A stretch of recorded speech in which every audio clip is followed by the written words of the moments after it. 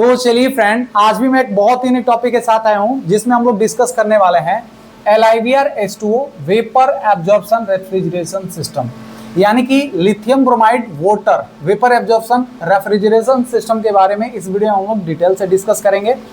Previous video में हम लोग ammonia water vapour absorption system को देखे थे। इस वीडियो में हम लोग लिथियम ब्रोमाइड H2O वाला वेपर एब्जॉर्प्शन सिस्टम को डिटेल से समझेंगे, तो हमारे साथ बने रहिएगा, पूरे एंड तक वीडियो देखिएगा, बहुत ही इंफॉर्मेटिव होने वाला है। तो चलिए इस वीडियो को करते हैं स्टार्ट।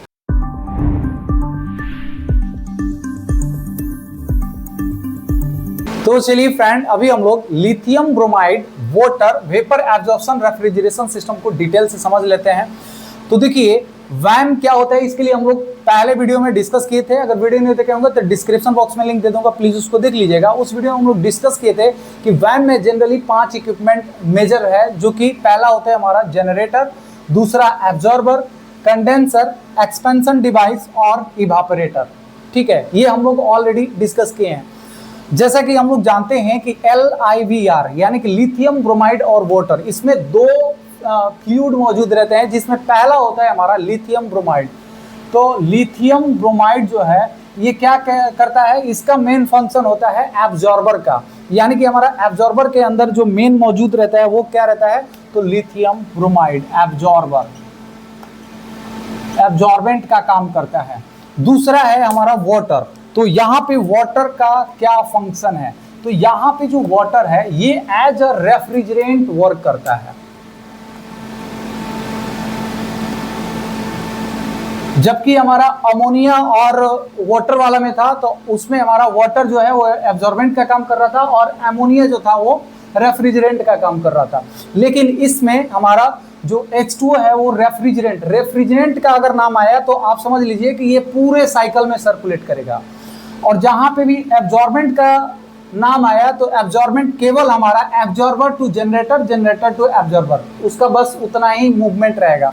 लेकिन हमारा जो रेफ्रिजरेंट है वो पूरा साइकिल में मूव करता है। ठीक है, तो एब्जॉर्बर, जैसा कि नाम से ही पता चल रहा है, एब्जॉर्बर में क्या किया जाता है कि जो हमारा रेफ्रिजरेंट है उसको एब्जॉर्ब किया जाता है। तो यहाँ पे मान लीजिए कि हमारा इस एब्जॉर्बर के अंदर LiVr पहले से था, अब ये क्या किया, हमारा जो रेफ्रिजरेंट है उसको एब्जॉर्ब कर लिया और एब्जॉर्ब करके हमारा यहाँ पे मौजूद हो गया। अब इस LiVr और H2O सॉल्यूशन को हम लोग क्या करते हैं, एक पंप की मदद से भेज देते हैं जनरेटर में। तो ये जो हमारा LiVr और H2O का सॉल्यूशन है ये आ गया हमारा यहाँ पे। और जनरेटर, जैसे कि इसके नाम से ही पता चल रहा है जनरेटर, यहाँ पे हम लोग क्या करते हैं, इसको मतलब कि दोनों को अलग अलग कर देते हैं। यानी कि अभी हमारा यहाँ पे LiVr प्लस H2O आया था, अब हम लोग क्या करते हैं, इसको किसी भी हीटिंग मीडियम से हम लोग इसको हीट करते हैं। जैसे कि हम लोग यहाँ पे एक स्टीम लाइन का दिखाए हैं, ये क्या है, हमारा एक स्टीम है, इसके अंदर मूव कर रहा है, एक पाइपलाइन के अंदर मूव करवाते हैं। तो स्टीम जो है, स्टीम का हीट से ये जो है LiVr और वाटर जो कि मिक्सर फॉर्म में है वो क्या होने लगता है, हीट होने लगता है, जिससे H2O जो है वो जल्दी वेपोराइज हो जाता है और ये वेपर फॉर्म में ऊपर मौजूद हो जाता है, H2O वेपर बन जाता है। ठीक है, और LiVr जो है वो नीचे यहाँ पे इकट्ठा हो जाता है। ठीक है, और इस LiVr को हम लोग कुछ और नहीं करते हैं बल्कि इसको एब्जॉर्बर में भेज देते हैं। यानी कि यहाँ पे जो हमारा ये LiVr आया इसको हम लोग यहाँ से लेकर के इसके अंदर हम लोग डाल देते हैं। यानी कि हमारा जो LiVr का साइकिल होगा वो absorber to generator, generator to absorber, बस इतना ही में मूव करेगा। उसके लिए हम लोग एक पंप की मदद से यहाँ पे जनरेटर में पहुंचा देते हैं और ये यहाँ पे मूव कर जाता है। ठीक है, तो देखिए जनरेटर में जो हमारा ये वेपर निकलता है इसका प्रेशर हायर रहता है। तो इस वाटर वेपर को हम लोग क्या करते हैं, इसको कंडेंस करने के लिए हम लोग दूसरे इक्विपमेंट कंडेंसर में भेज देते हैं। तो यहाँ से जो हमारा वाटर वेपर है वो आएगा कहाँ पे, कंडेंसर में। कंडेंसर एक सरफेस कंडेंसर होता है जिसमें हमारा वाटर जो है इसके अंदर मूव करता है। कूलिंग टावर से हमारा जो कूलिंग वाटर है वो आएगा और ये मूव मतलब इसको सर्कुलेट करके ये चला जाएगा कूलिंग टावर में। तो इस तरह से हमारा इसका एक सर्किट अलग है और ये हमारा जो वेपर है वो इधर आया कंडेंसर में और इस वाटर से हीट का एक्सचेंज करके ये अपना फेज चेंज कर लेता है। यानी कि यहाँ पे अगर ये वेपर है तो यहाँ से जो हमारा पानी निकलेगा H2O जो निकलेगा वो अब क्या हो जाएगा, लिक्विड फॉर्म में रहेगा। यहाँ पे H2O क्या था, वेपर फॉर्म में था, यहाँ पे लिक्विड, यानी कि यहाँ पे हम लोग फेज चेंज करवा दिए इस कूलिंग वाटर से। ठीक है, इसका अगर हम लोग प्रेशर की बात करें और टेम्परेचर की बात करें तो अभी ज़्यादा है। इसके बाद हम लोग इसको एक एक्सपेंशन डिवाइस में भेजते हैं। एक्सपेंशन डिवाइस का काम क्या होता है कि इसका प्रेशर और टेम्परेचर दोनों को कम करना, यानी कि इसका प्रेशर भी लो हो जाएगा और इसका टेम्परेचर भी लो हो जाएगा। और ये क्या है, अभी हमारा H2O लिक्विड फॉर्म में ही है।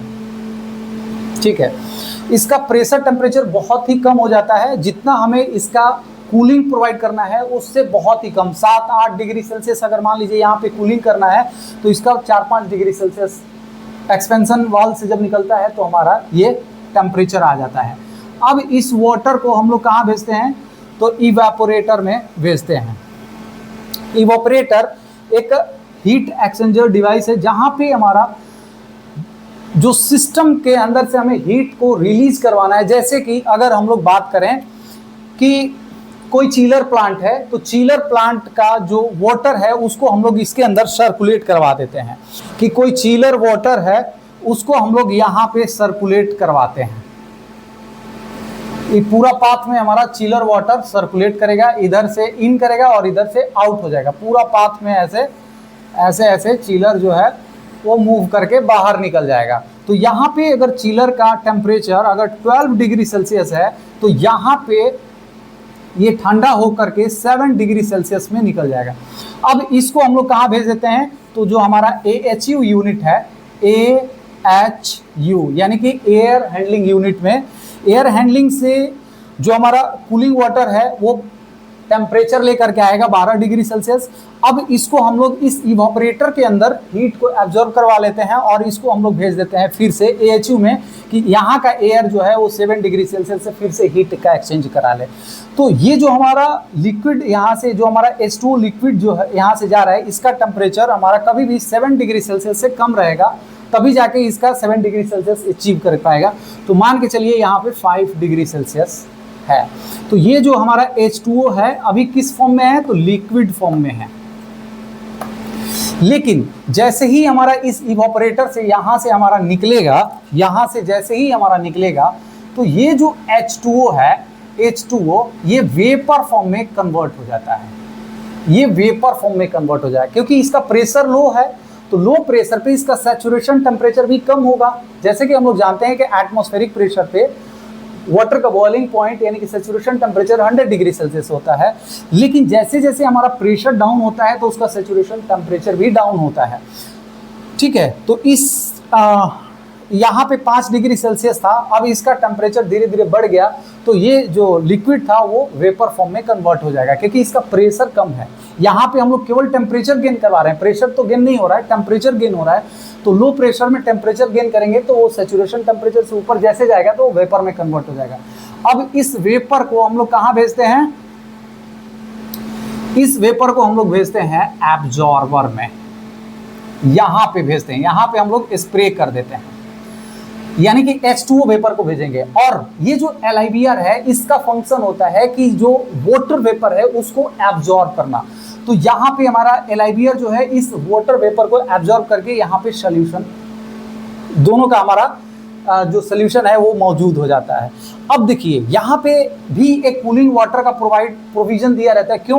क्योंकि हमारा LIBR का जो वेपर को एब्जॉर्ब करने का एक कैपेसिटी होता है वो भी एक सर्टेन टेम्परेचर पे होता है। जैसे जैसे हमारा इसका टेम्परेचर बढ़ेगा इस सॉल्यूशन का, तो यानी कि LIBR का अगर टेम्परेचर बढ़ता है तो उसका वेपर को एब्जॉर्ब करने का जो कैपेसिटी है वो रिड्यूस होने लगता है। इसलिए हम लोग एक कूलिंग वाटर का फ्लो यहाँ पे भी दे देते हैं और इस सॉल्यूशन का टेम्परेचर हम लोग एक सर्टेन 35 to 40 डिग्री सेल्सियस हम लोग मेंटेन करते हैं, जिससे हमारा जो LIBR का कैप्चरिंग कैपेसिटी है वो बरकरार रहे, मेंटेन रहे।